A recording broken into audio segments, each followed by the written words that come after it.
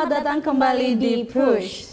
Pray until something happens bersama dengan tuan rumah Push, saya Bella Muaya.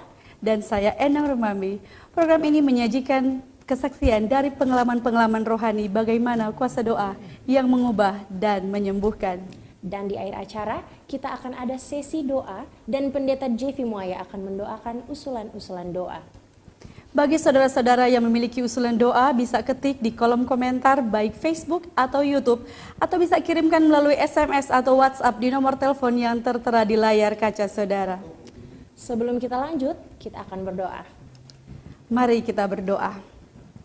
Tuhan Allah Bapa kami yang bertata dalam kemuliaan kerajaan surga, kami berterima kasih Tuhan untuk penyertaan-Mu yang kami rasakan hingga sampai saat ini. Saat ini Tuhan kami akan mulaikan acara program kami Push. Biarlah Engkau berkati program ini sehingga boleh berjalan seturut dengan kehendak Tuhan. Ini doa kami. Di dalam nama Tuhan Yesus kami sudah berdoa dan mengucap syukur selalu. Haleluya. Amin. Pada episode ini kita akan mendengarkan kisah dari pedalaman Tosik yang berada dari Kecamatan Simbuang, Tanah Toraja. Dan di sana ada keluarga misionari yang mengajar di sekolah yang bernama Sekolah Bawah Pohon. Ya, dari nama sekolah saja pasti kita berpikir lokasinya pasti ada di pedalaman atau di tengah hutan. Ya, betul sekali. Narasumber kita pada malam hari ini adalah seorang volunteer missionary, Saudara Haris Waro. Saudara Haris menikah dengan Nelsie Bontong Escape dan memiliki seorang anak yang bernama Jashin Emerald Waro. Dan saat ini keluarga Haris Waro sedang melayani di Bancea, Kecamatan Pamona Selatan, Kabupaten Poso, Sulawesi Tengah. Saat mereka fokus pada pelayanan mereka di sekolah dan di masyarakat, anak mereka jatuh sakit. Kisah ini terjadi saat mereka melayani di pedalaman Tosik. Dari peristiwa ini, keluarga ini memulai hubungan lebih erat lagi dengan Tuhan lewat doa. Mari kita ikuti kisahnya. Shalom, selamat petang untuk saudara-saudara dimanapun berada. Puji Tuhan untuk program Push ini, Pray Until Something Happen, mulai menjadi wadah bagi semua umat Tuhan yang rindu untuk bersaksi bagaimana Tuhan berkuasa menjawab doa. Dan terima kasih untuk Yayasan Cornelius yang Tuhan boleh gunakan untuk membuat program ini dengan pertolongan Tuhan boleh menjadi berkat bagi banyak orang. Kami rindu berbagi pengalaman kami ketika Tuhan izinkan kami untuk melayani di satu pedalaman yang dikenal dengan Tosi. Ketika 2016 Tuhan mengizinkan kami ke sana setelah menikah, dan 1 tahun pertama Tuhan menolong kami untuk belajar rendah hati, mengajar anak-anak di pedalaman. Dan puji Tuhan, Tuhan menolong kami keluarga muda untuk berkomitmen agar supaya 2 tahun kami boleh fokus untuk melayani tanpa kehadiran seorang anak. Namun ketika pekerjaan semakin besar, Tuhan mengizinkan satu keluarga lagi, kakak kami, Tuhan juga utus ke tempat yang sama untuk menolong kami mengajar dan boleh membangun masyarakat, jemaat di Tosi, membangun gereja dan sekolah. Sehingga pekerjaan ini menuntut lebih banyak waktu dan fokus, dan Tuhan luar biasa ya. Shalom, selamat petang untuk saudara-saudara dimanapun berada.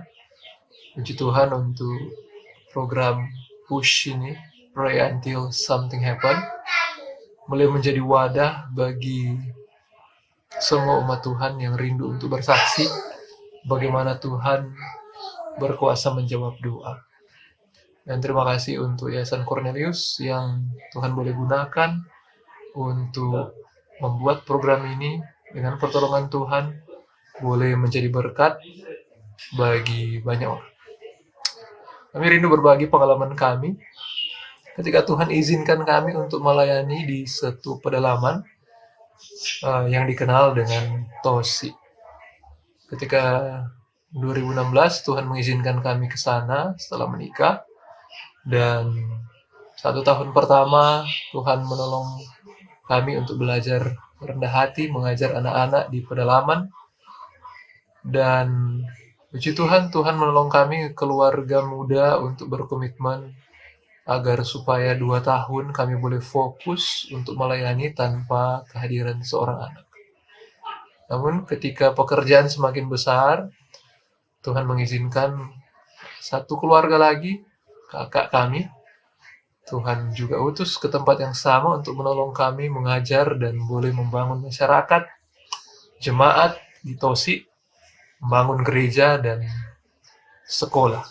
Sehingga pekerjaan ini menuntut lebih banyak waktu dan fokus, dan Tuhan luar biasa ya.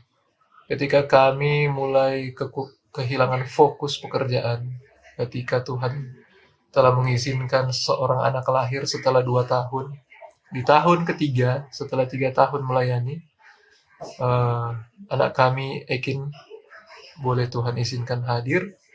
Disinilah letak kelemahan, di mana kami telah fokus dari awal hanya untuk pekerjaan Tuhan, dan ketika kehadiran seorang anak di dalam keluarga, harusnya kami bisa membagi fokus.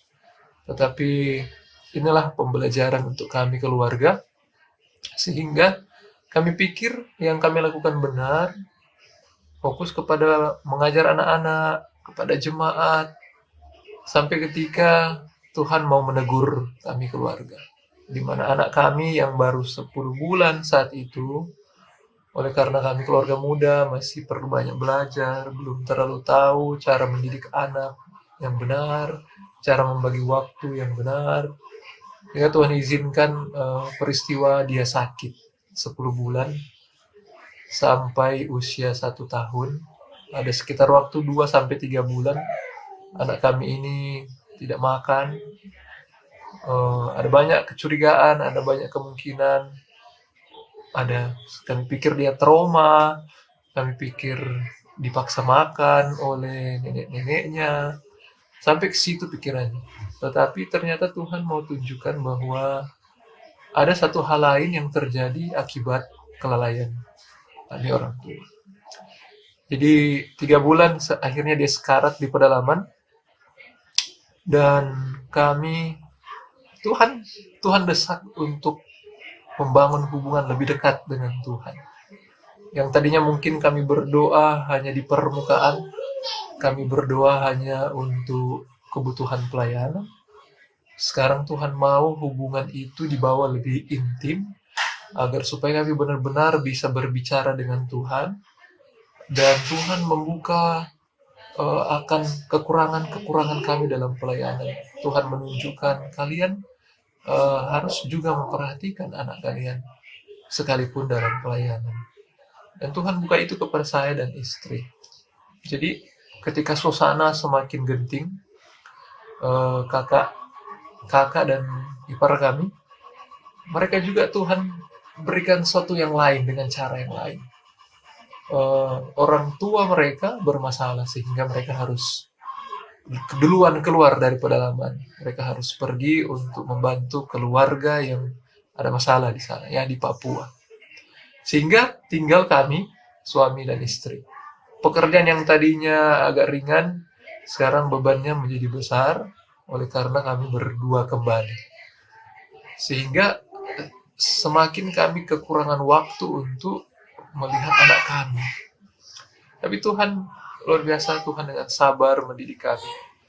Dan satu ketika kami lihat anak kami sudah makin parah, kami berdoa dan kami memutuskan agar supaya istri saya fokus kepada anak dan saya yang pegang pelayanan lewat pendidikan dan pelayanan di jemaat.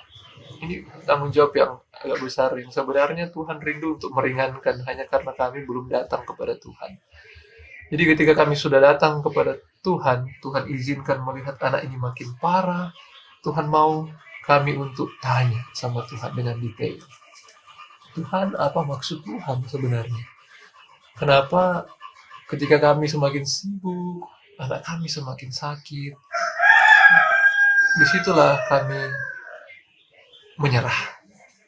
Kami menyerah secara keluarga, dan kami benar-benar menggunakan lutut, kami menggunakan waktu semaksimal mungkin untuk berdoa secara pribadi, untuk mengevaluasi pelayan, berdoa secara suami istri, dan akhirnya Tuhan tuntun pikiran kami.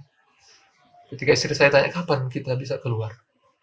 Saya bilang, kita baru berdoa. Bagaimana kalau kita coba puasa dan agar supaya Tuhan memurnikan pikiran kita untuk bisa mengambil keputusan dengan baik. Setelah puasa, hari Sabat, kami berdoa kembali, dan disitulah pertama kali kami mencari cara untuk berdoa. Kami lihat anak kami semakin sekarat, sehingga ya di dalam keterbatasan kami hanya tahu cara berdoa yang di Kisah 2 untuk mencari jawaban yang cepat. Ini dalam keterbatasan. Jadi setiap kali kami mau berdoa, kami akan berdoa, Tuhan, undian apa yang harus kami pakai? Ya atau tidak, kertas kosong, dan sebagainya, itu semua ditanyakan sama Tuhan. Nah, hasil doa yang pertama adalah tidak. Itu hari Sabat sore. Tidak. Melihat ketidakmungkinan. Istri saya mulai merasa ragu. Tapi Tuhan ajar kami untuk terus bertanya. Besoknya, ketika anak kami tidak ada perubahan, istri saya mau bilang, ayo kita bawa saja, dia harus perlu perawatan. Di pikiran saya benar, perlu perawatan. Tapi situasi kita ini, perjalanan 21 km jalan kaki untuk tiba di puskes, kemudian harus naik motor ke rumah sakit, perlu waktu sekitar 6 jam. Tidak semudah itu mengambil keputusan. Akhirnya, saya bilang kemarin, Tuhan bilang tidak. Kalau kamu tidak percaya, ayo kita berdoa kembali. Ketika kami berdoa besoknya hari Minggu, dan memang kami rencanakan untuk berdoa 10 hari untuk mencari jalan daripada Tuhan. Setelah berdoa, Tuhan jawab dengan jawaban yang sama. Kali ini tunggu. Oke Tuhan, tunggu, tapi mata kami manusia secara daging melihat anak ini semakin parah. Sampai akhirnya kami harus berdoa untuk yang ketiga kalinya pada besok harinya. Karena anak kami makin kritis, istri saya coba telepon teman, bagaimana keadaan anak saya. Ternyata anak kami semakin dehidrasi, kepalanya makin ciut, dia kurus, tangannya hitam. Kemudian ini sudah gawat. Sehingga istri saya mendesak, kita sudah harus pergi. Saya bilang, oke, kita kembali berdoa. Ini situasi yang sangat sulit. Gegabah salah ambil keputusan bisa beresiko. Sehingga kami berdoa yang ketiga ini dengan cara yang saya dengan hikmat yang Tuhan berikan berdoa seperti Elia. 7 kali berdoa. Disinilah dimana Tuhan mau berbicara kepada kami, saya sebagai bapak dan istri saya sebagai ibu. Kami berdoa pertama kali seperti biasanya. Kami berdoa kedua kali, Tuhan mulai tunjukkan kesalahan kami. Kami berdoa 3 kali, kami mulai lihat dosa-dosa kami. Tuhan mulai berbicara, menegur kami, sampai akhirnya kami menutup mulut kami. Tuhan, terima kasih, cukup Tuhan, kami sudah tahu ini adalah rencana-Mu. Dan tolong kami untuk percaya, tolong kami untuk menyerah kepadamu, dan percaya bahwa Engkaulah yang akan menolong anak kami. Dan saudara-saudara, 1 minggu, tiap hari, Tuhan memberikan petunjuk satu demi satu. Tuhan menolong kami untuk buat ini dan buat itu 10 hari.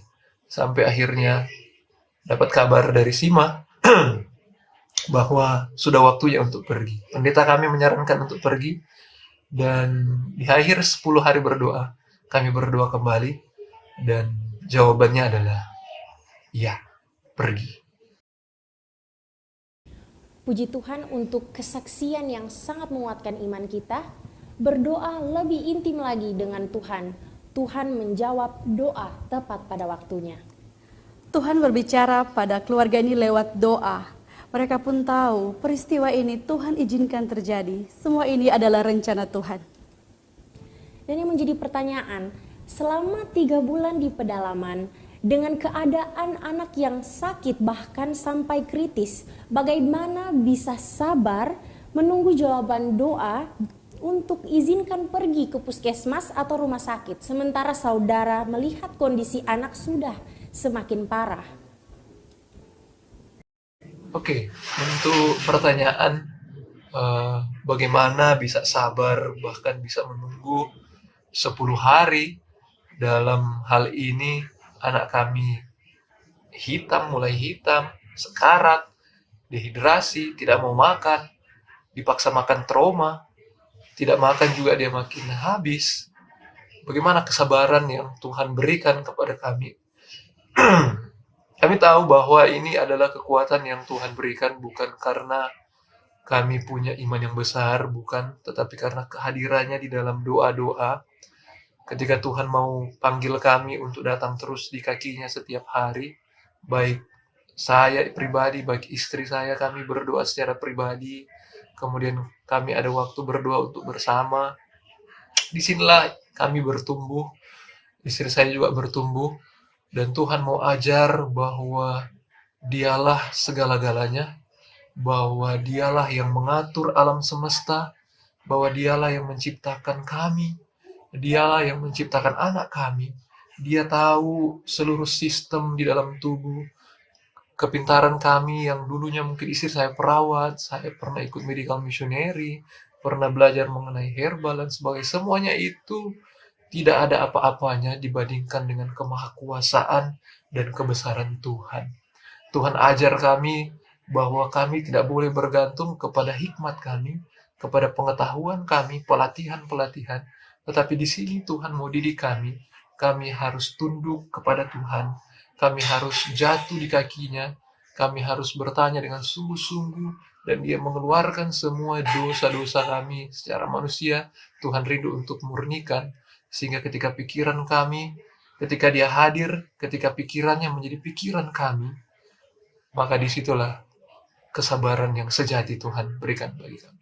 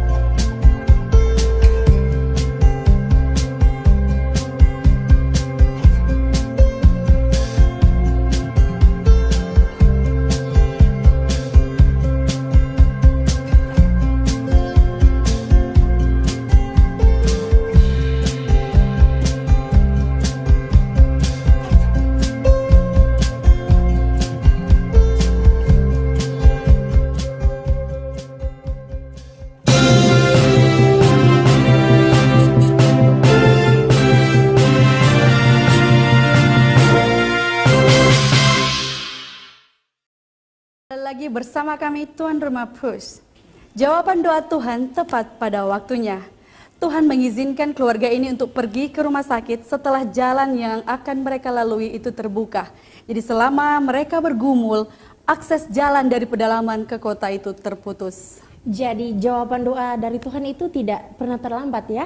Sekiranya mereka pergi pada waktu yang mereka inginkan, mungkin saja akan terjadi sesuatu di perjalanan. Tapi itulah Jadi puji kuasa Tuhan, doa. Tuhan Kita ikuti menuntun kisah kami selanjutnya. untuk ke rumah sakit yang pertama. Waktu itu masih di Toraja, Tuhan tunjukkan rumah sakit apa yang harus kami pergi, rumah sakit daerah. Setibanya di sana, kami memang pergi ke sana juga karena dorongan ditemukan cacing gelang di feses anak kami. Dan itu yang mendesak kami dan berhubungan dengan panggilan pendeta tadi, sehingga semuanya klop dan kami setuju untuk ke rumah sakit dengan cara Tuhan. Jadi ketika tiba di rumah sakit pertama, mereka cek hasil darah anak kami tinggal 4, karena ditemukan juga terkena infeksi cacing tambang, di mana cacing ini menggerogoti usus kecil anak kami, sehingga setiap makanan, nutrisi yang masuk tidak bisa diserap oleh tubuh, sehingga anak kami yang memang juga sudah susah makan akibat pengaruh cacing, sehingga HB-nya makin rendah, jadi 4. Jadi suster ketika dia periksa anak kami, dikejut dadanya untuk mencoba rangsangan, anak kami seperti tidak sadar. Tetapi Tuhan luar biasa, dalam keadaan seperti itu HB 4, anak kami masih bisa pegang plastik dan sebagainya. Di sini rumah sakit, pihak medis, mungkin jemaat dan orang-orang yang datang, mereka melihat kesalahan kami. Mereka melihat bahwa kami lalai dan sebagainya. Mereka tidak tahu cerita panjangnya di awal. Tetapi di sini Tuhan ajar kami untuk sabar. Tuhan ajar kami untuk belajar mengakui. Tuhan ajar kami untuk melihat petunjuk Tuhan. Dan tidak berusaha untuk tidak membela diri. Jadi ketika tiba di rumah sakit pertama, sepanjang 1 minggu, ketika infeksi cacing ini telah diusahakan oleh dokter medis untuk diberantas, setelah sekitar 3-4 hari tidak ada perubahan.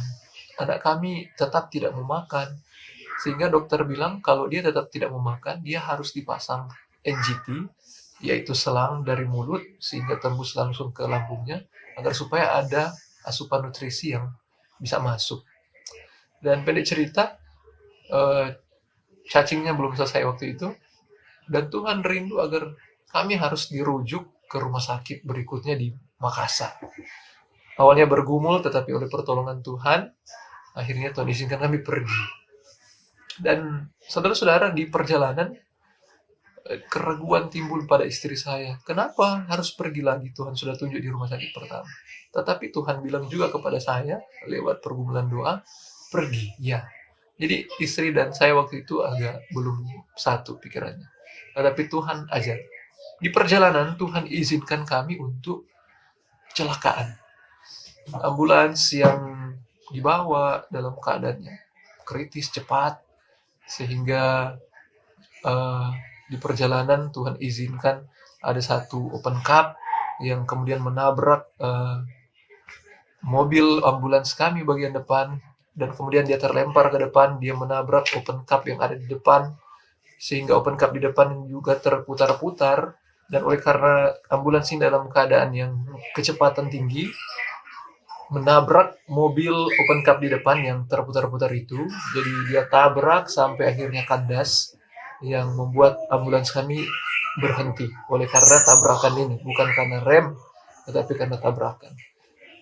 Dan peristiwa luar biasa ini, sebelum itu terjadi, istri saya ketika sementara perjalanan, tengah malam sekitar jam 1, ada suara berkata di telinganya, segera peluk anakmu dan kecelakaan akan segera terjadi. Jadi segera peluk anakmu. Saat itu saya dalam keadaan yang tidur tetapi tidak tidur, karena saya lihat semua tidur. Saya coba dengan sopir, saya di belakang, sopir jalan di depan membawa mobil. Dan ketika peristiwa terjadi, istri dan anak saya yang di tempat tidur ambulans, mereka terlempar ke depan, ke belakang jok tempat duduknya sopir dan perawat di depan. Puji Tuhannya, mereka tidak apa-apa, dan saya dan perawat dan sopir yang melihat kejadian ini terjadi semuanya dalam lindungan Tuhan. Tuhan berperkara dan kemuliaan Tuhan terjadi malam hari itu.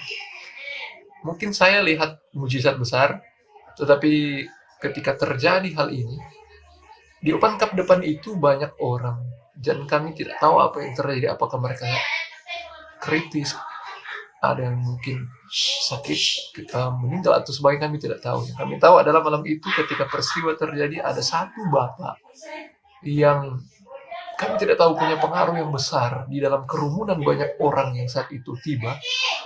Dia yang kemudian bilang kepada sopir, cepat bawa ambulans ini pergi ke tujuan kalian. Biarkan kami yang urus semua yang terjadi di sini. Jadi kami tidak tahu kalau tidak ada bapak ini, mungkin sopir kami ini mungkin akan dikeroyok dan sebagainya. Tetapi oleh karena kemurahan Tuhan, Tuhan menggunakan seorang bapak ataupun malaikat, kami tidak tahu. Kami melanjutkan perjalanan pergi ke rumah sakit kedua di Makassar. Jadi rumah sakit ini ke rumah sakit anak. Ketika tiba di sana, Besoknya kami terima informasi dari rumah sakit sebelumnya dari Toraja. Mereka kirim hasil ADT anak kami dan tertulis sana suspek ALL atau akut limfosit leukemia, yang menunjukkan ciri-ciri dan gejala bahwa anak kami ternyata hampir bisa dipastikan memiliki penyakit leukemia atau kanker darah. Di sini Tuhan kembali membuat kami terpukul dan kembali merasakan bahwa kami banyak melakukan kelalaian. Tuhan memenangkan saya dan istri di sini lewat tangisan dan doa, sehingga istri saya bilang, itu kan mungkin salah kita ke sini. Saya bilang tidak, Tuhan sudah bilang pergi dan Tuhan sudah tuntun sampai di sini, dan Tuhan yang akan menolong sampai akhir. Saudara-saudara, ketika leukemia ini diketahui, dokter di rumah sakit kedua merujuk kami ke rumah sakit yang terakhir, sehingga rumah sakit rujukan terakhir ini adalah rumah sakit yang ada ruangan khusus untuk kanker bagi anak-anak. Di sanalah kemuliaan Tuhan yang selanjutnya Tuhan tunjukkan. Proses panjang, pemeriksaan demi pemeriksaan terjadi, pemeriksaan sumsum tulang, kemudian imunofenotype untuk mengetahui jenis leukemia apa yang anak kami derita, pemeriksaannya untuk mengambil apakah kanker ini bereaktif cepat atau tidak. Tuhan buat hasil-hasil ini dengan proses dan hikmat yang Tuhan berikan kepada istri dan kami, sehingga anak kami yang memang sulit, Tuhan izinkan berikan jus. Jus ini pun lewat doa, lewat pergumulan, Tuhan suruh berikan jus sedikit saja, 10 cc 1 kali sehari dalam waktu 2 hari. Saudara-saudara, tidak mungkin jus yang 10 cc hanya di ujung sendok ini adalah penyembuh. Tuhan hanya menggunakan itu hanya alat. Dan ini adalah hasil hubungan doa, hubungan dengan Tuhan. Dan kuasa Tuhan lah yang menyembuhkan anak kami. Jadi hanya 2 kali minum di ujung sendok 10 cc membuat HB anak kami itu naik dan gempar di rumah sakit. Pasien kiri kanan sudah puluhan kantung darah untuk dimasukkan, tidak ada perubahan. Tetapi Tuhan membuat dari 2 kali 10 cc jus ini, sehingga anak kami HB-nya tinggi, HB-nya naik. Ketika dokter melihat hasil, dokter tanya, kalian buat apa anaknya? Keheranan timbul. Kami hanya bilang, kami kasih jus. Dokter mungkin tidak tahu kami banyak berdoa, berserah kepada Tuhan. Dan dokter, puji Tuhan, dokter itu dokter yang rendah hati, dia bilang, bagus, lanjutkan saja jusnya.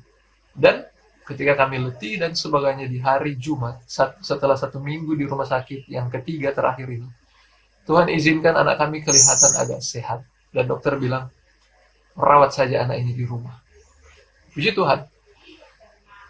Minggu depannya, kami datang ke rumah sakit untuk kontrol, dan hasil yang memuaskan terjadi. Dokter melihat bahwa hasil anak kami setelah ambil sumsumnya di kaki, ternyata hasilnya negatif. Tuhan rubah dari pengalaman 1 minggu rumah sakit pertama, rumah sakit kedua 1 malam, dan rumah sakit yang ketiga 1 minggu.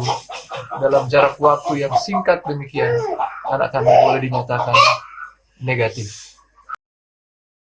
Puji Tuhan untuk pengalaman yang sudah kita dengarkan.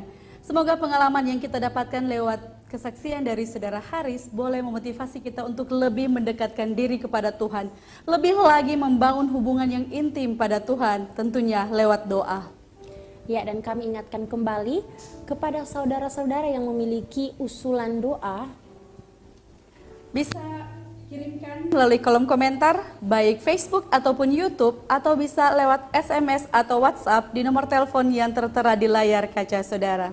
Jangan beranjak dari tempat duduk Anda, kami akan kembali setelah yang satu ini.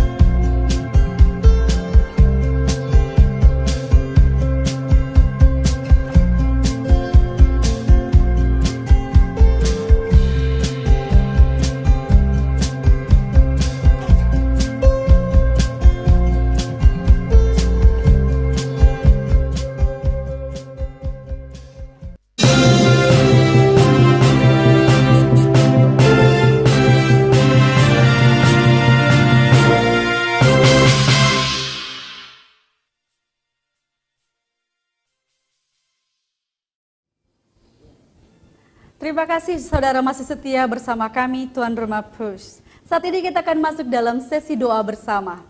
Yakobus 5 ayat 16b. Doa orang benar bila dengan yakin didoakan sangat besar kuasanya.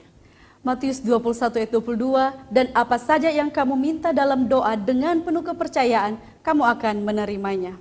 Sudah bersama-sama dengan kita di studio Pendeta Jeffy Muaya yang akan mendoakan usulan doa. Selamat malam Pendeta, apa kabar? Selamat malam, luar biasa. Ya, sudah ada usulan doa yang masuk pada malam hari ini. Kami akan membacakan usulan-usulan doa yang masuk. Ada usulan doa dalam pergumulan sakit Bapak Joy Kaeng dan Saudara James Tako. Kemudian usulan doa selanjutnya dalam proses pemulihan Saudara John Lee Sinyal dan Saudara Rudi Sanjaya, dan juga ada usulan doa yang masuk dari Kota Gorontalo, Jemaat Gereja Masih Advent Hari ke-7 Jemaat Kota Gorontalo dalam program penginjilan untuk suksesnya KKR pada bulan Oktober nanti. Dan tentunya juga mari doakan akan saudara kita, narasumber kita malam hari ini, Saudara Hariswaro dalam pelayanan sebagai volunteer missionary di Bancea, Poso, Sulawesi Tengah. Baik, kita akan berdoa untuk usulan-usulan doa yang telah masuk pada malam hari ini. Mari kita berdoa. Ya Tuhan, Bapa kami yang berdiam di takhta kemuliaan sorga, kami datang memuji Engkau, meninggikan Engkau. Di saat yang sama kami mohon ampuni kami Tuhan. Dan kami bersyukur oleh karena kami mendapatkan kekuatan ketika kami mengikuti program PUSH pada malam hari ini. Di acara ini ada bagian saudara-saudara kami yang rindu untuk didoakan. Dan mereka diantaranya kami mendoakan Saudara Joy Kaeng, Saudara James Tako Tuhan, yang saat ini bergumul dalam kesakitan. Kami percaya kepada kuasa-Mu, jamalah mereka oleh kuasa-Mu Tuhan. Sembuhkan mereka, berkati makanan minuman mereka, semua usaha pengobatan yang dilakukan kiranya Tuhan berkati, agar dengan demikian kesembuhan mereka dapatkan. Di saat yang sama kami mendoakan mereka yang saat ini dalam proses pemulihan. Di antaranya Bapak John Lee Singal, Tuhan pulihkan kesehatannya. Begitupun Bapak Rudi Sanjaya, oh Tuhan Bapa di sorga, kami merindukan Tangan-Mu yang penuh dengan kesembuhan yang telah berlaku pada zaman dahulu kala akan berlaku kepada saudara-saudara kami yang saat ini dalam proses pemulihan. Kami berdoa usulan doa yang sudah masuk dari Kota Gorontalo dalam rencana Gereja Masih Advent Hari ke-7 Kota Gorontalo akan mengadakan KKR pada bulan Oktober. Tuhan berkati semua persiapan sudah masuk dari Kota Gorontalo. Dalam rencana Gereja Masih Advent Hari ke-7 Kota Gorontalo akan mengadakan KKR pada bulan Oktober. Tuhan berkati semua persiapan. Biarlah semuanya dapat terpenuhi tepat pada waktunya. Dengan demikian nama Tuhan ditinggikan di dalam program KKR yang direncanakan oleh jemaat. Di saat ini pula Tuhan, kami mau berdoa untuk Saudara Hariswaro bersama istri dan anak mereka. Berkatilah pelayanan mereka yang saat ini Tuhan percayakan melayani di Bancea, Pamona Selatan, Poso, Sulawesi Tengah. Tuhan tolong mereka. Sebagaimana mujizat Tuhan berlaku kepada keluarga ini, biarlah ini akan berlanjut terus dalam kehidupan mereka. Karuniakan semangat untuk melayani Tuhan. Biarlah Engkau tolong agar pelayanan yang mereka buat dari waktu ke waktu itu berhasil karena Tuhan beserta dengan mereka. Kami mau berdoa khusus untuk Cornelius Media. Tuhan berkati pimpinan bersama seluruh staf, semua kru, peralatan yang digunakan Tuhan. Biarlah apa yang dilakukan lewat Cornelius Media hanya untuk kemuliaan dan kebesaran bagi nama Tuhan. Terima kasih Tuhan mau dengarkan permohonan kami.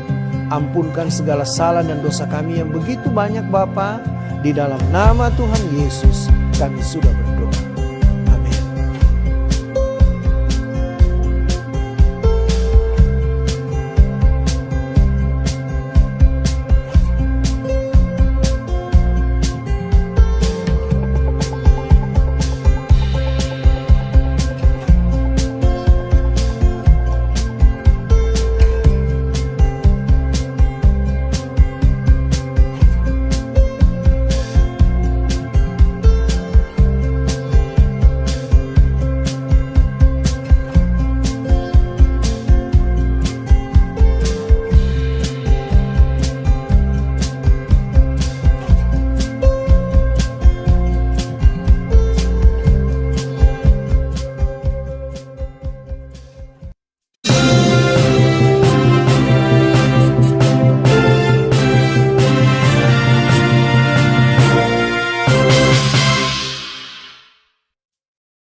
Mazmur 28 Sebagai ayat 6, closing terpujilah statement, Tuhan karena ia telah mendengar kesimpulan suara dari setiap permohonanku. kesaksian ini, Saudara, saya rindu baca dari 1 Korintus 1, 1 Korintus 1, mulai ayatnya yang ke-4 sampai ayatnya yang ke-9. Saya baca saja, dan biarlah Roh Kudus menolong kita semua mengerti. Aku senantiasa mengucap syukur kepada Allahku, karena kamu atas kasih karunia Allah yang dianugerahkannya kepada kamu dalam Kristus Yesus. Sebab di dalam Dia, kamu telah menjadi kaya dalam segala hal, dalam segala macam perkataan, dan segala macam pengetahuan. Sesuai dengan kesaksian tentang Kristus yang telah diteguhkan di antara kamu. Demikianlah kamu tidak kekurangan satu karunia apapun, sementara kamu menantikan penyataan Tuhan kita Yesus Kristus. Allah yang memanggil kamu kepada persekutuan dengan anaknya, Yesus Kristus, Tuhan kita adalah setia. Biarlah nama Tuhan dimuliakan. Amin. Puji Tuhan untuk pengalaman yang telah kita dengarkan dari Saudara Haris Tuaro dan juga doa yang telah dibawakan oleh Pendeta Jeffy Muaya. kami Tuan Rumah Pus mengucapkan banyak terima kasih kepada Saudara Haris Waro yang telah membagikan pengalamannya, begitu juga dengan Pendeta Jeffy Muaya yang telah mendoakan usulan doa kita pada malam hari ini. Dan saksikan kami kembali pada episode yang akan datang. Kita akan mendengarkan kisah seorang ibu yang pernah menjadi pasien COVID-19 dan 14 hari sempat tidak sadarkan diri. Puji Tuhan, sang ibu bisa melewati masa kritisnya, dinyatakan sembuh dan kesehatannya lebih baik dari sebelum terkena COVID-19. Demikianlah perjumpaan kita pada malam hari ini dalam program Push. Jangan lewatkan episode selanjutnya setiap hari Rabu pukul 18.00 WITA.